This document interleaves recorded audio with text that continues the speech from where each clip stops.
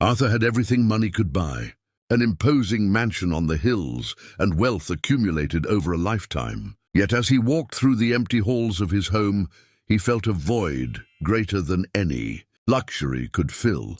Something was missing, though he didn't yet know what. He was 65 years old, and his millionaire life seemed to lack purpose.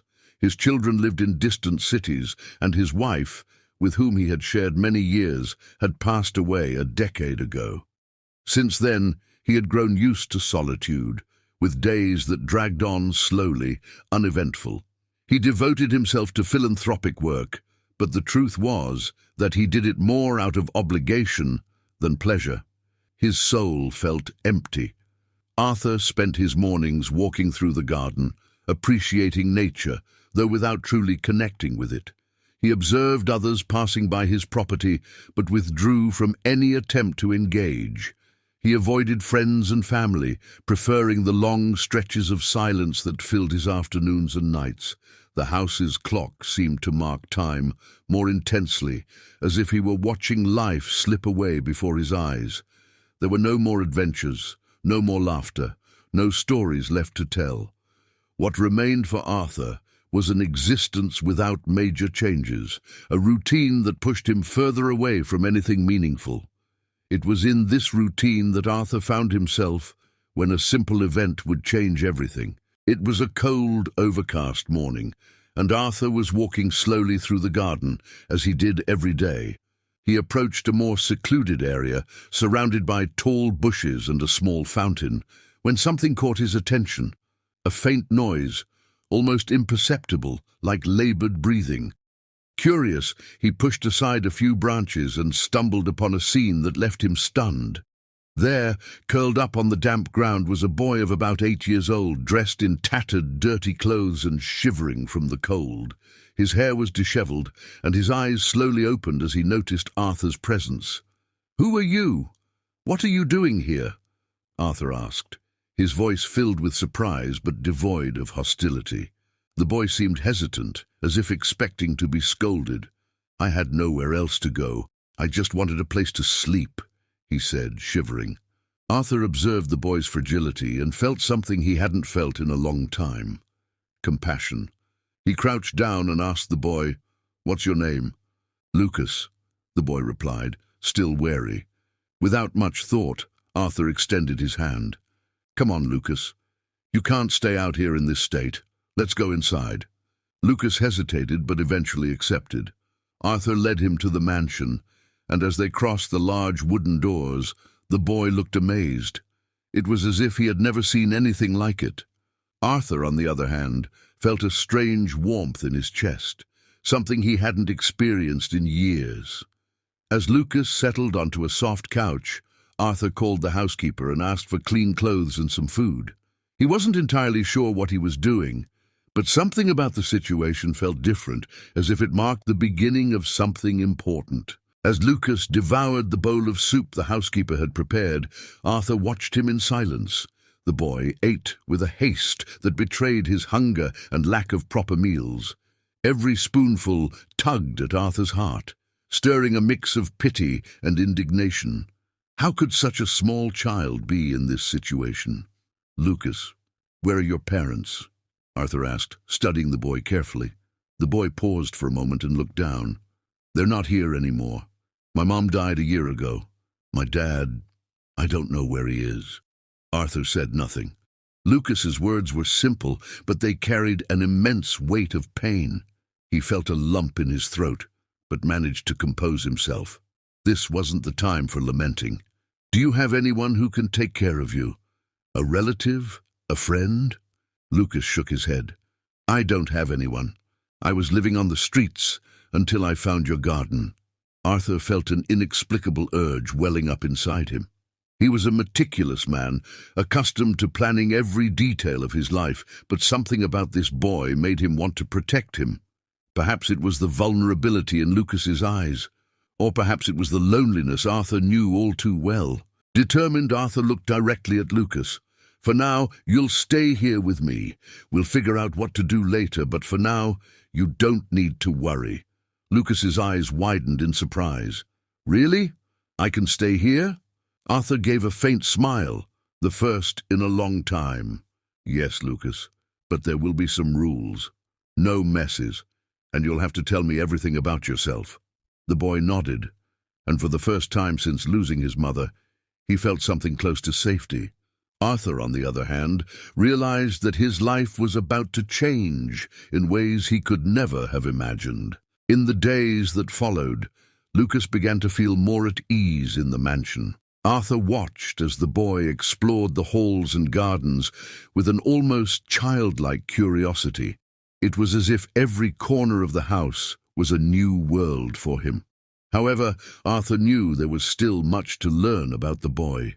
During breakfast, Arthur decided to press further. "Lucas, you told me you lost your mother a year ago. What happened after that? How did you end up alone?" Lucas put the toast down on his plate, hesitating. "After she died, the owner of the house we lived in kicked us out. My dad tried to find work, but he started drinking and was angry all the time. One day he left and never came back, so I ended up on the streets." Arthur felt a pang in his chest. He had heard stories of abandoned children, but hearing it directly from Lucas made the situation far more real. "You were very brave, Lucas, surviving all this time on your own," Arthur said, a mix of admiration and sorrow in his voice. Lucas lowered his head, but his eyes glimmered as if those words of recognition brought him comfort. "I just did what I had to, but it's hard. Sometimes I just wanted someone to help me." In that moment, Arthur realized it wasn't only Lucas who needed help. He was also learning something from the boy, the importance of opening his heart again. Later, as Lucas played with a ball he'd found in the garden, Arthur approached his housekeeper, Mrs. Marta. "I need your help finding information about Lucas's father. We can't just leave this unresolved." Marta nodded. "I'll make a few calls.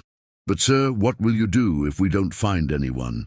Arthur looked out the window, watching Lucas toss the ball against the wall and chase after it. "Then he'll stay here. I'll do what I can to help him." As Arthur contemplated the future, he had no idea that Lucas's past was about to bring unexpected challenges. The days at the mansion began to settle into a peaceful routine for Lucas. He helped Mrs. Marta with small chores, laughed with the household staff, and seemed to finally be experiencing a childhood he had never had. Arthur, on the other hand, felt a lightness he hadn't experienced in years. He often found himself smiling, especially when he heard Lucas's laughter echoing through the halls. However, this peace was disrupted by an unexpected call from Mrs. Marta. "Mr. Arthur, I managed to find some information about Lucas's father. It seems he's in the city, but I'm not sure it's a good idea to reach out to him." Arthur frowned. "Why do you say that, Marta?" "He was arrested a few weeks ago for fighting and public intoxication. I'm afraid he might not be a good influence on the boy." A chill ran down Arthur's spine. He knew that trying to reconnect Lucas with his father was a risk, but he felt the child had the right to know. Still, he decided not to tell Lucas anything for the time being. He needed to think it through carefully. Later that evening, as Lucas was drawing while sitting on the living room rug, Arthur approached him. "Lucas, do you remember anything good about your father?" Lucas stopped drawing and looked up. "Before everything went wrong, he was fun. We used to build things together with pieces of wood he brought home from work. But after Mum was gone, he changed." Arthur noticed the sadness in Lucas's eyes and decided not to press further. He needed to ensure that if Lucas's father re-entered his life, it would be to add something positive, not cause more pain. The next morning, Arthur made a decision. He would go to the place where Lucas's father was being held. It was a risky move, but he needed to find out if the man had any chance of redemption. However, he wouldn't tell Lucas anything until he was certain it would be the right choice for the boy. Meanwhile, Lucas continued to believe he was safe from any painful memories of the past, unaware that they were about to knock on his door. Arthur parked his car in front of the grey, worn-down building where Lucas's father was being held. He had mentally prepared himself for the meeting, but upon entering the facility, he couldn't help but feel uneasy. The atmosphere was cold and hostile, a stark contrast to the tranquility of his mansion. After speaking with the officer in charge, Arthur was escorted to a small visitation room. Minutes later, a man entered, dressed in simple clothes with a weary appearance. His face bore the marks of time and hardship, but there was something familiar in his eyes. "Are you Arthur?" the man asked cautiously. "Yes, and you must be Henrique, Lucas's father." Henrique sat down, crossing his arms. "What do you want with me? I have nothing to offer." Arthur remained calm. "I came to talk about Lucas. He's doing well now, living with me, but I thought you deserved to know where he is." Hearing his son's name, Henrique seemed to lower his guard. "Lucas? Is he okay? Is he safe?" "Yes, he is. But I want to hear from you, Henrique. Why did you leave him? Why did he have to endure so much pain?" Henrique lowered his head in shame. "I lost everything when my wife died. I couldn't handle the grief. I pushed my son away because I thought he'd be better off without me." Arthur heard the regret in Henrique's voice, but remained uncertain. "Do you realize the impact that had on Lucas? He still remembers you, you know. Despite everything, he talks about the few good memories you shared." Henrique was silent for a moment before responding. "I wish I had been better, but I don't know if I can be now. My life is a mess."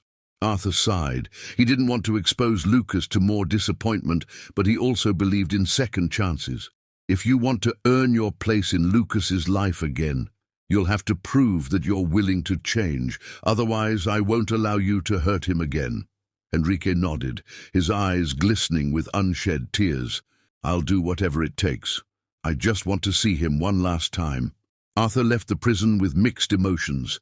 He knew he had given Henrique a chance, but he wasn't sure how it would affect Lucas. When he arrived home, the boy ran to greet him, his carefree smile lighting up the room. Arthur hugged him, realizing that he had become more than just a protector. He was becoming the father figure Lucas had always needed. Arthur spent the night reflecting on his meeting with Henrique. He knew the reunion between father and son was inevitable, but he needed to ensure Lucas was prepared for whatever might happen. The last thing he wanted was for the boy to be hurt again. The next morning, Arthur called Mrs. Marta for a conversation. "Henrique seems remorseful, but I still have doubts about him. Do you think I should risk introducing Lucas to his father?" Marta pondered before answering. "If Henrique is willing to change, perhaps this meeting is important for Lucas. But you need to be by his side, supporting him no matter what happens." Arthur decided to be honest with Lucas, but chose his words carefully to avoid scaring him. That afternoon, he took the boy for a walk in the garden and started the conversation. "Lucas, have you ever thought about what it would be like to see your father again?" Lucas was surprised by the question. "I don't know. I think it would be nice, but I'm also scared. He left and never came back." Arthur placed a hand on the boy's shoulder. "I talked to him. He's regretful, but his life is still complicated.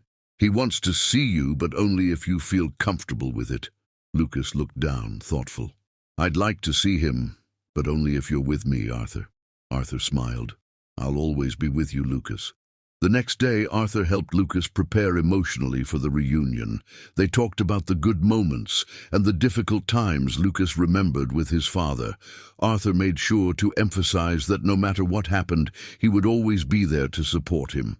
Meanwhile, Henrique began taking small steps to show he was committed. He secured a simple job and started attending support meetings to address his issues. Finally, the day of the reunion arrived.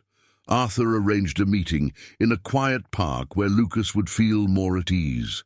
When he saw Henrique in the distance, the boy held tightly onto Arthur's hand, nervous but determined. "I'm ready," Lucas said, with a glimmer of hope in his eyes. Arthur smiled, and together they took the first steps toward a moment that would change their lives forever. The gentle breeze in the park rustled the leaves of the trees as Arthur and Lucas walked toward the bench where Henrique was waiting. The man, looking more put together and visibly nervous, stood up as soon as he saw them. Lucas stopped a few steps away, looking at his father with a mix of curiosity and apprehension. Henrique, on the other hand, seemed frozen, unable to speak. Arthur knelt beside the boy and said, "He's just as nervous as you are. If you want, you can take the first step." Lucas took a deep breath, held Arthur's hand tightly, and stepped forward. "Hi, Dad." Henrique fell to his knees, tears streaming down his face. "Lucas, I'm so sorry for everything." The boy stood still for a moment, seeing the sincerity in his father's eyes. Then he walked over to him and embraced him. Henrique, overcome with emotion, returned the hug tightly, as if afraid Lucas might disappear again. "I missed you," Lucas whispered. "I missed you too, son. Every single day," Henrique replied, his voice filled with emotion. Arthur watched from a short distance, feeling both relieved and moved.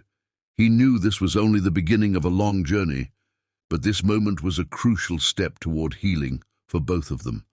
After a few minutes, the two separated and sat down on the bench. Henrique began sharing stories about his struggles, his guilt, and his recent efforts to improve. He promised Lucas that he would do everything in his power to make amends. Lucas listened intently, alternating between questions and sharing his own experiences.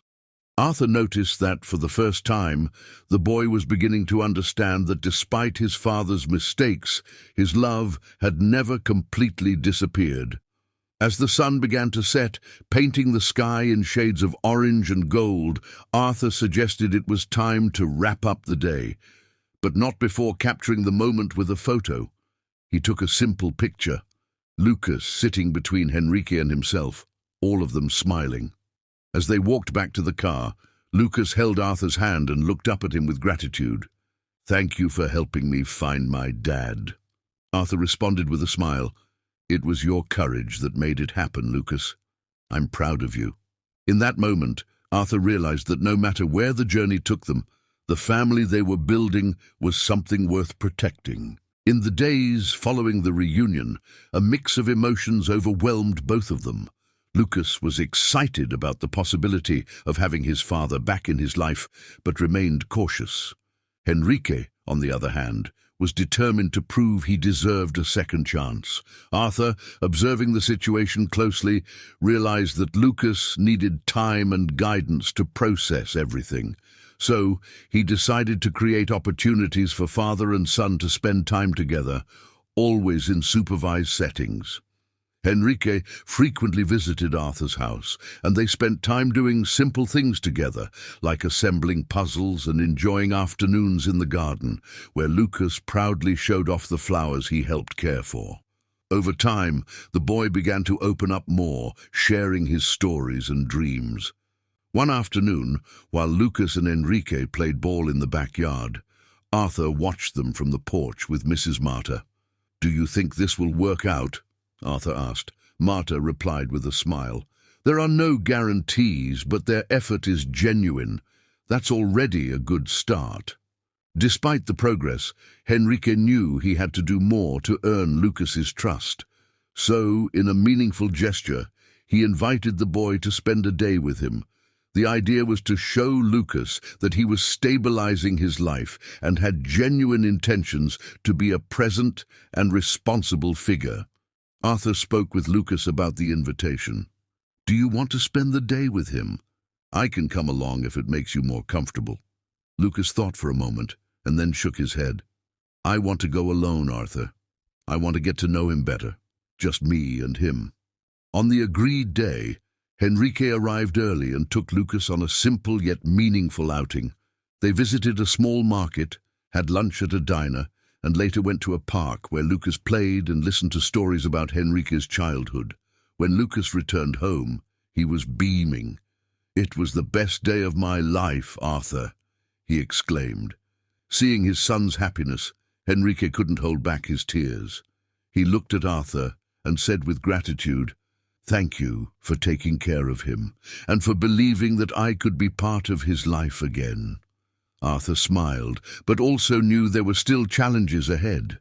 Rebuilding bonds would require patience, effort, and, above all, consistency. The sun shone brightly in the blue sky as Arthur, Lucas, and Henrique gathered in the garden for a small picnic. It was a simple moment, yet filled with meaning. Lucas was beaming, alternating between laughter and stories, while Henrique and Arthur exchanged looks of understanding. Henrique had secured a stable job and was working hard to reorganize his life. He attended support meetings and made a point of including Lucas in his plans for the future. "Dad, do you think we could live together again someday?" Lucas asked, his eyes shining with hope. Henrique looked at Arthur as if seeking permission to respond. Arthur nodded with an encouraging smile. "I hope so, son. But before that, I need to prove that I can take care of both of us. I want you to feel safe and happy. For now, I think we're lucky to have Arthur and Marta, who have helped us so much." Lucas held Henrique's hand and smiled. "I trust you, Dad." The following weeks were filled with small steps forward. Henrique began looking for a house to rent near Arthur, so Lucas could transition gradually and without fear. Arthur continued to play his supportive role, reminding Henrique of the importance of keeping his promises and maintaining his commitment to stability. On a special weekend, Henrique invited Arthur and Lucas for dinner at his new home.